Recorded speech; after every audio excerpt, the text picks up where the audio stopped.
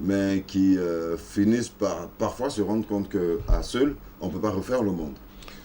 Oui, et c'est vraiment parfois triste, mais je pense que la plupart des actes que posent certaines personnes résultent de ce que j'appellerais de l'ignorance. C'est-à-dire, puisque la société est faite de telle sorte que n'est riche que celui qui a beaucoup d'argent. Mais il y a d'autres types de richesses. Il y a des gens qui sont riches en amour. D'ailleurs, la future société, celle que nous allons connaître peut-être dans quelques siècles, la base de mesure de la richesse d'un être humain ne sera plus par rapport à son portefeuille, mais par rapport à sa sagesse, par rapport à l'amour qu'il manifeste pour les autres, quand les choses auront changé. Parce que l'argent, naturellement... On dit que le siècle prochain appartient à la culture.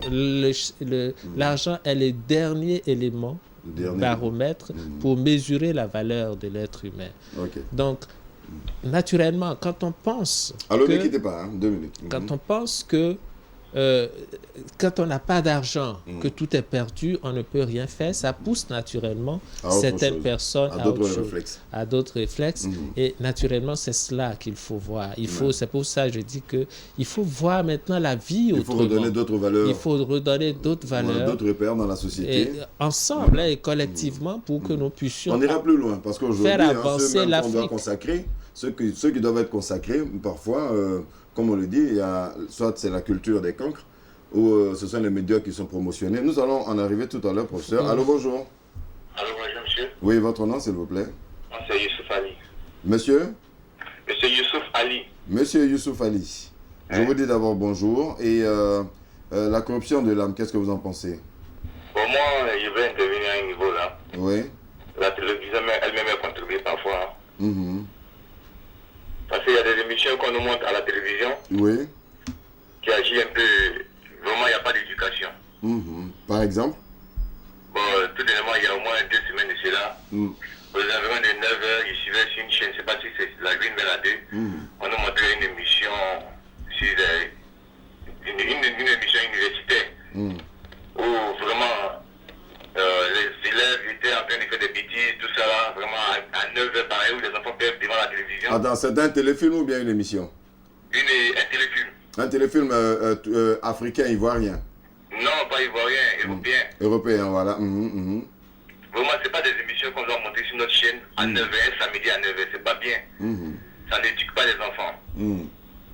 Il faut monter des émissions où les enfants qui pètent profit aux enfants, tout ça là. Si on nous montre des bêtises à la télé, aux environs de 9h, tout ça, les enfants vont regarder quoi? Des dessins animés ou peut-être d'autres films un peu éducatifs quoi. Donc il faut que la télévision essaie de revoir aussi parfois ces films qui nous montrent.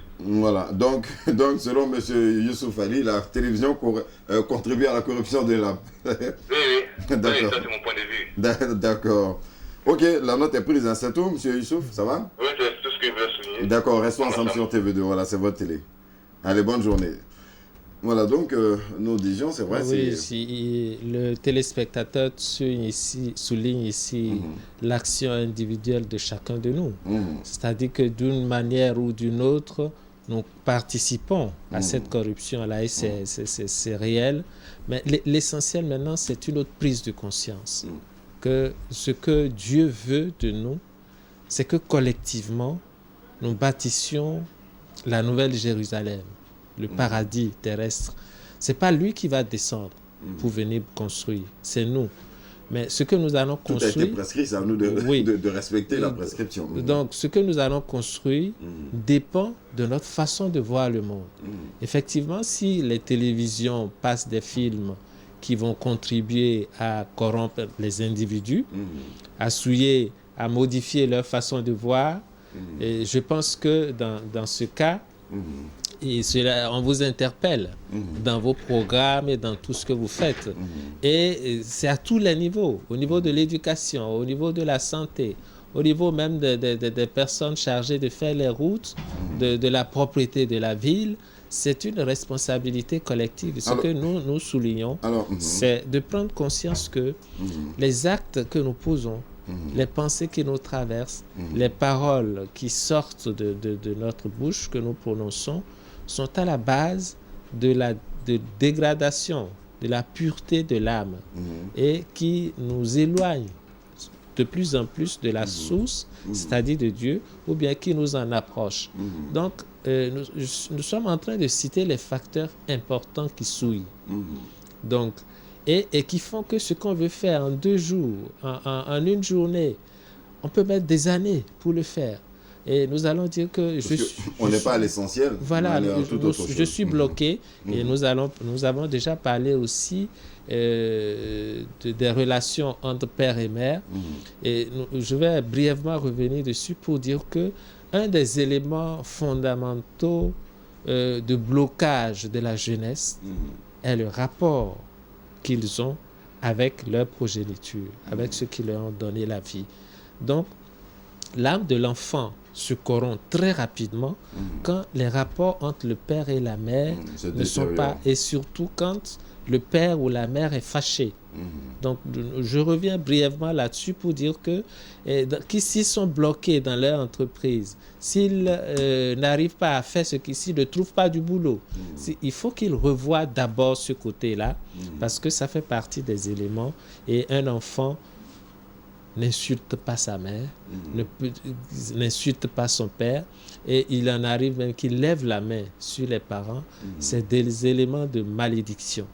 Quand cela se fait, il faut que cette personne en sache qu'elle est maudite. Donc, c'est un élément majeur de corruption de l'âme, c'est-à-dire qui éloigne l'enfant de Dieu, de sa source, parce qu'il n'arrive pas encore à percer les rapports qu'il y a entre ses parents et Dieu et la source. Donc, tel tes parents t'aiment, te voient, tel Dieu également se trouve avec toi. Donc, c'est un élément extrêmement important. Alors un autre aspect important, c'est celui que vous avez évoqué tout à l'heure, à savoir au niveau des responsables aujourd'hui, des responsables qui ont à charge la société. Je pense qu'en parler ne sera pas commettre un crime, parce que quand on a la charge des autres, il faut permettre que les autres vous portent leur regard.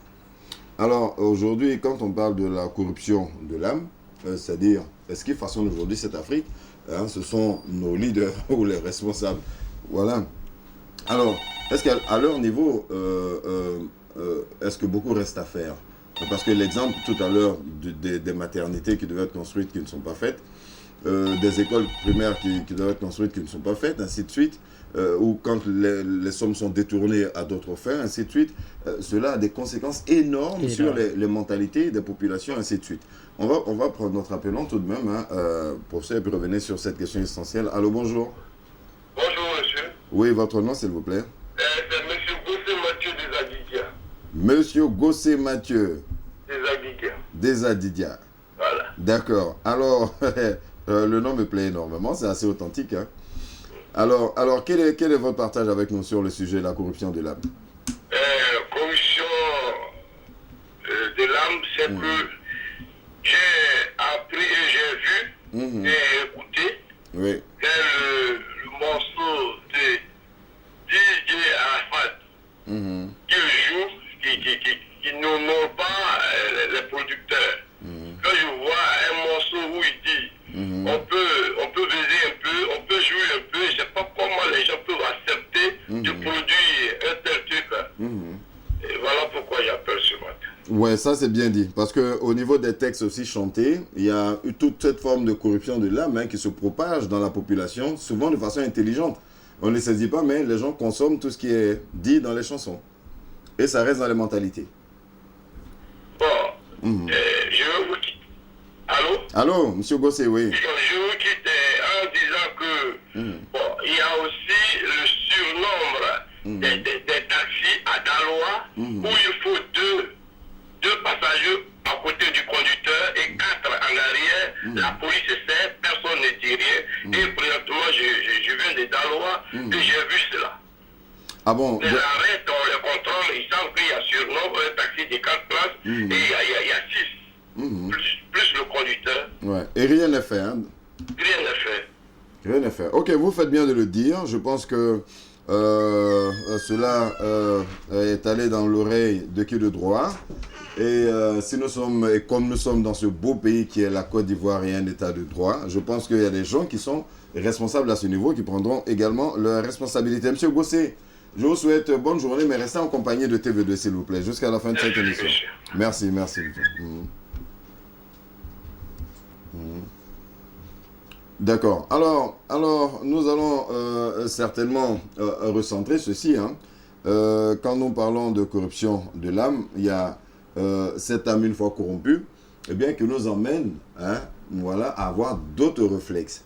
Alors, ne pas le cadrer dans un angle philosophique, mais comprendre qu'une âme corrompue peut être poussée à commettre un crime, peut être poussée à détourner de l'argent.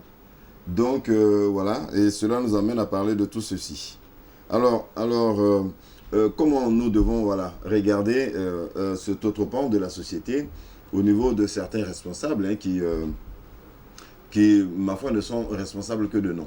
Et les exemples ont été légion. Nous avons vu des gens qui ont été consacrés ou couronnés, ou qui ont eu des titres ici, mais contestés.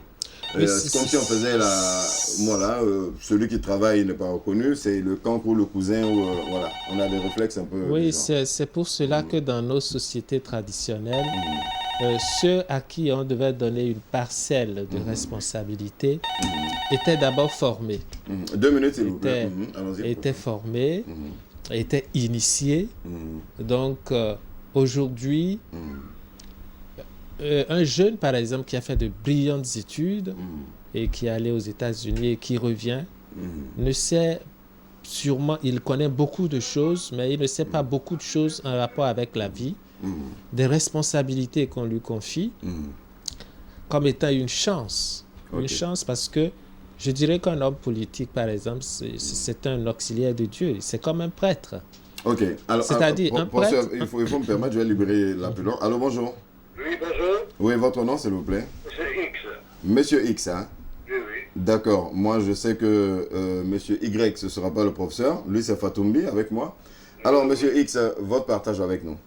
Bon, en fait, moi, j'appelais pour dire que le thème, il est vraiment sérieux.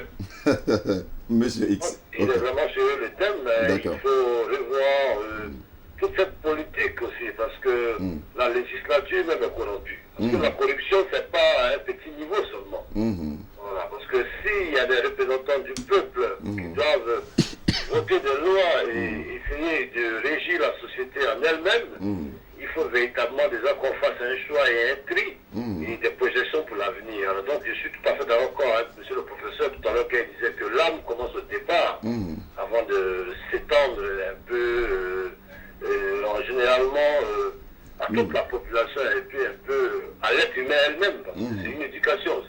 Parce que la corruption elle est dans le sang. Surtout pour l'Afrique, c'est dommage. Voilà, c'est ce que j'avais à dire. Ok, merci M. X. Merci. Ok, restez avec nous sur TV2.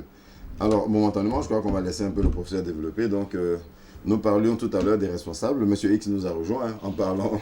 C'est ça, c'est-à-dire il est indispensable, voire même très très urgent, de procéder à la formation de ceux, formation spirituelle, et sur les choses de la vie, les choses profondes de la vie. Les valeurs essentielles. Les valeurs essentielles. Parce que parler, c'est un art. Quelqu'un à qui on doit confier une responsabilité dans nos sociétés traditionnelles est formé à l'art de parler. Tout à fait. Il y a des choses qu'il ne peut pas dire. Et aujourd'hui, on peut tout dire, alors que le premier élément, comme je l'ai dit, qui corrompt l'âme, c'est la communication. La communication peut être source de guerre. C'est pour ça on dit que les hommes de la presse sont c'est le 4e pouvoir. Si on regarde plus loin, on pourra même dire que c'est le premier pouvoir. Parce que c'est au travers de la communication... Au commencement était la parole. Au commencement était la parole. Ce que l'on dit va entrer en l'homme. Il vous écoute, mais ça rentre. Quand ça rentre, il le digère. Et cela va motiver son attitude et son comportement demain. Donc, si on dit des choses de manière à soulever la foule, on ne sait pas. Et puis après, Les conséquences. il y aura des morts, on ne prend pas conscience de l'impact de ce qui a été dit. Le vrai assassin, ce ne serait pas ceux qui, avec des gourdins ou avec des fusils, ont mitraillé, mais le vrai assassin, c'est celui qui a suscité, au travers de ses propos, cette guerre. Donc, c'est extrêmement important. Moi, je dirais même que le grand pouvoir est dans la parole. Et il faut former les dirigeants. Et ça, c'est impérieux. Et j'ai un rêve, plus tard, de créer, pourquoi pas, une école pour former ceux qui, non seulement veulent diriger, mais ceux qui vont dans leur propre bureau, dans leur propre entreprise, dans leur propre structure, vont apprendre certaines choses par rapport à la vie. Et ceci est extrêmement important. Donc, il faut que, et vous voyez dans les sociétés traditionnelles en France, la franc-maçonnerie est le joyau dans lequel la plupart des dirigeants sont formés. Parce qu'il y a une manière de parler. Et ils sont également formés pour protéger les intérêts de la nation, les intérêts de leur pays respectif. Mais ici aussi, ça se faisait. Ça se faisait, mais aujourd'hui, tout cela n'existe plus. Et elle est en éclat. Et nous avons des personnes... Mais au moins, est-ce qu'il y a des valeurs ou des principes autour desquels l'on devait pouvoir se retrouver? Beaucoup de valeurs. Au nom de la nation. Beaucoup de valeurs. Au nom de la nation, sauvegarder cette nation. Beaucoup de valeurs pour savoir que être dirigeant est une chance. C'est une grande opportunité que la nature nous donne pour nous élever spirituellement. Et vous allez vous rendre compte, Fous, c'est que si au départ vous n'étiez rien, et que par chance, on vous confie une responsabilité qui vous permet d'avoir d'impact sur un grand nombre de personnes. Il faut savoir que chacune de ces personnes a une âme. Quand vous faites des choses bien, qui va dans le sens de l'évolution de ce peuple-là, de ces personnes, chacune des âmes de ces personnes-là vous protège. Pourquoi? Parce que par vos œuvres, par vos activités, par ce que vous faites, vous contribuez à leur épanouissement. Et où que vous soyez, c'est-à-dire si quelqu'un avait la possibilité de vous nuire avant, de manière simple avec certaines choses, la personne ne peut plus. Alors, donc, le dirigeant, l'homme politique ne sait pas que, au travers des bonnes actions et des bonnes œuvres qu'il réalise, il n'a même plus besoin d'aller chercher des gris-gris, des choses pour se protéger, ou des amulettes. Il y en a qui courent, qui font qui enterrent les bœufs vivants dans le but de se protéger. Ils n'en ont pas besoin. Ils n'en ont pas besoin. À partir du moment où les actions sont dirigées dans le sens du bien-être social et que la personne le fait effectivement, cette personne est protégée par Dieu lui-même. Par Dieu lui-même, divinement. Alors aujourd'hui, comment aussi expliquer cette fragilité dans laquelle certains compartiments de certaines sociétés tombent? Comment aujourd'hui